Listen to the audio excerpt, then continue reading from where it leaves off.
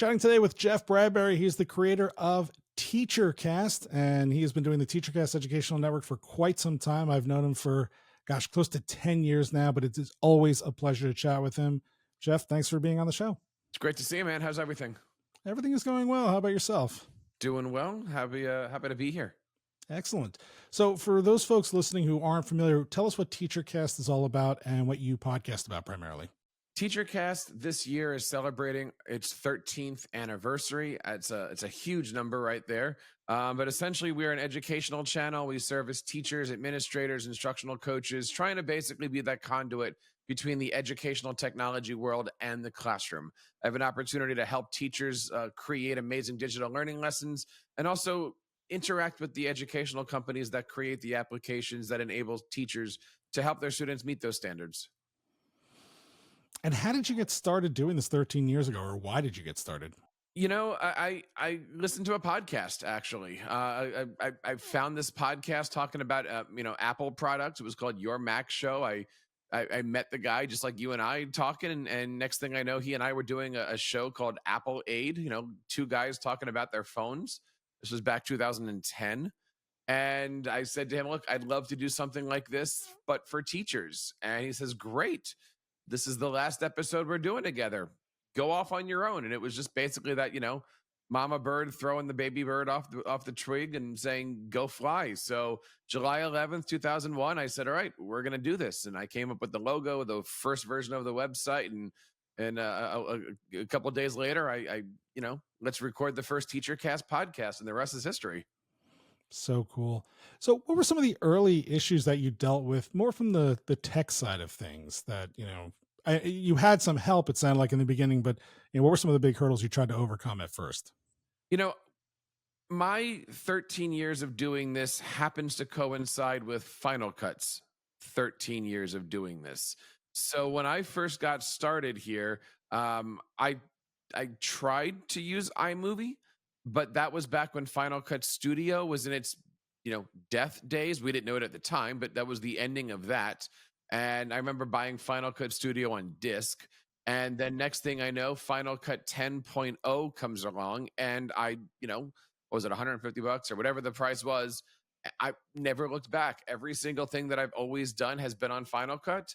And I guess to say a true answer to your question, the biggest hurdles technological is that, number one, I've been using the same application, but number two, kind of wish some of that application would grow up more. There's a lot of, Adobe's got their things and StreamYard's got their things and Riverside's got their things, but Final Cut's kind of stayed the same with here's where we are. So, I mean, my biggest hurdle is myself. I just don't want to change platforms at this point.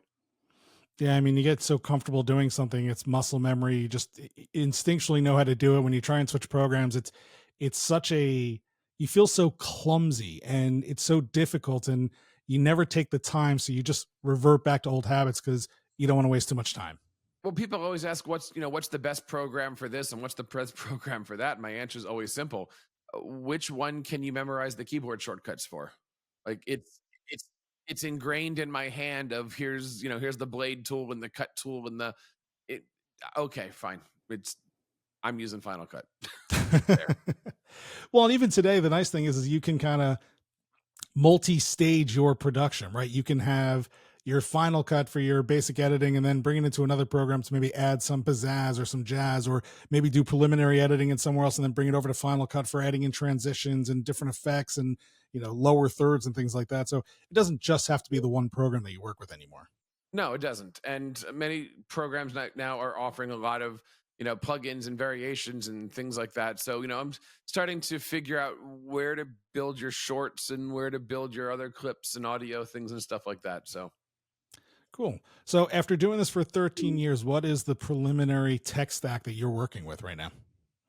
Like, what's the equipment on your desk here?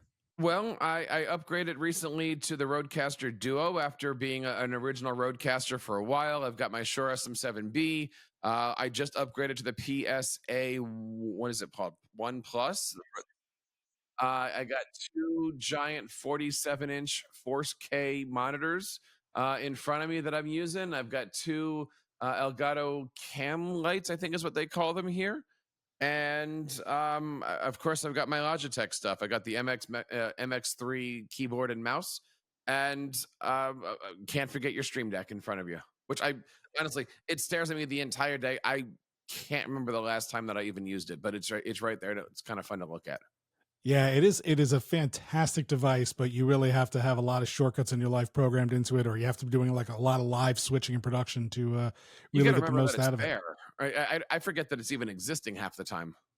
Yeah, I sometimes feel the same way. What about for your camera?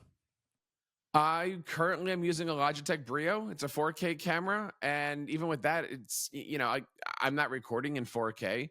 I was cleaning up the room today. I think I've got three C920s. I have a couple AI cameras, and so and then my friends at Logitech just sent me a Mevo, so I'm looking forward to trying that out. Those Mevos are really, it's a fantastic unit, especially if you're trying to capture ISO recordings, because each one of those cameras has its own SD card built into it. Plus you have the, iPhone or iPad app for controlling what's going on in those cameras. So if you want to do live switching during a stream, it's super easy. The only downside I find is that because they're only 1080, the minute you have to zoom in, whether it's on the camera itself or when you're doing your editing, it just like it pixelates quickly. So you got to be real up close and personal with those cameras. And for me, the majority of the stuff I do is audio. So, I'm gonna be moving more towards video this year now that I'm up and my new studio is all looking nice and things like that. But I mean, most of my stuff is primary audio, and so for me, just get the audio done. Final Cut is my audio editor because it's all got the Apple Logic backend and stuff like that. So, you know what? We're having fun here. Like I mentioned, I just got done today, in fact, um, finalizing what the studio is going to look like, and I'm looking forward to the rest of the year. Nice. So take us through that Duo real quickly. What made you go with the Roadcaster Duo versus something else? $200 less. That was that was the answer, right? Like I knew that I was going to go for the Roadcaster 2. When I was using the Roadcaster 1 for the last many years, it was the Shure into the DVX 286X, which it's a nice machine, but number one, it doesn't have an off switch, and number two, so many knobs and switches. How do you know you've got the thing dialed in? So I knew that when the Roadcaster switched over, it was just a matter of time. And now I mean, how does it sound, right? Like it's just a matter of plugging everything in, hitting the right buttons, and running with it. It's literally as plug and play as you possibly can get. Yeah, I mean, I tried that Roadcaster 2 for a while when it first came out, and my struggle with it was is that it was so much better, it was so much more advanced that it became so complicated.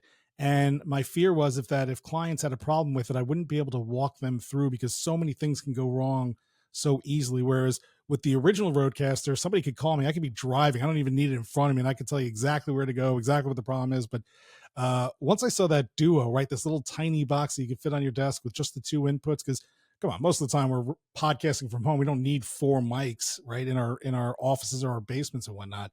It's just a great device, and I am looking forward to getting my hands on one of those soon. And the nice thing is if you are working with clients, I mean, it's all into Roadcaster Connect or whatever they're calling that software. So in other words, you can do a screencast with a client, and all of the programming is on their desktop screen. Yeah, that is that's pretty nice. So since you work with teachers, since you work with educators, since usually there are budget constraints and budget issues, what's typically your recommendation for them as far as what kind of equipment to get to be able to do the job well? I'm glad you asked that. And for the last decade or so, it's always been, how do you define the term podcast? I mean, I do work a lot with school districts who want to do live morning announcements, right? And a live morning announcements could be as easy as just get onto StreamYard and you're good, right? A live morning announcement could be everybody get onto a Google Meet or a Microsoft Team or something to that effect, right? I am the guy that comes around that says, you don't need any of this stuff. You have a Chromebook that's worth $200, you can make a podcast. You can use their editing. You can use their whatever it happens to be. If you are going to go up a notch, yeah, get yourself a decent webcam.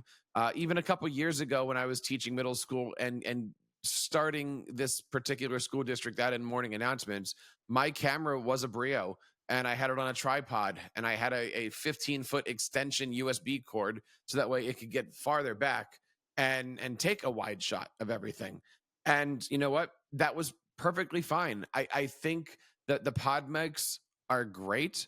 I think if you can afford a roadcaster, fantastic, but you don't need to. You can look at all the stuff that Rode offers, Logitech offers, and for like $600, if that, you could have a nice little setup for a school to create anything.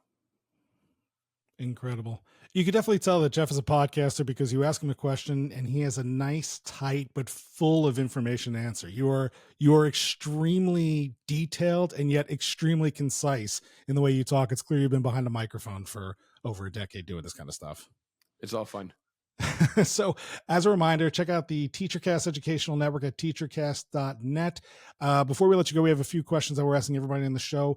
One is there a place in the podcasting world where you would like to see some improvement, not just from the technology side, but maybe software, distribution? Like, what's the thing that you want to see fixed ASAP? Recognition. I have seen so many.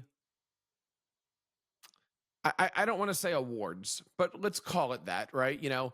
Nominate your favorite podcast in, and then they list a bunch of categories, or nominate your favorite it's that kind of a thing, right? When you're a teacher creating a podcast, naturally you put yourself in education. But Matt, you're doing a show teaching somebody about studio. Technically, you could call yourself an educational channel too. And I think we do. It's recognition, right? We have a lot of teachers who are not in the studio, sponsor me, 100 million downloads. We got teachers who are building professional development for other teachers.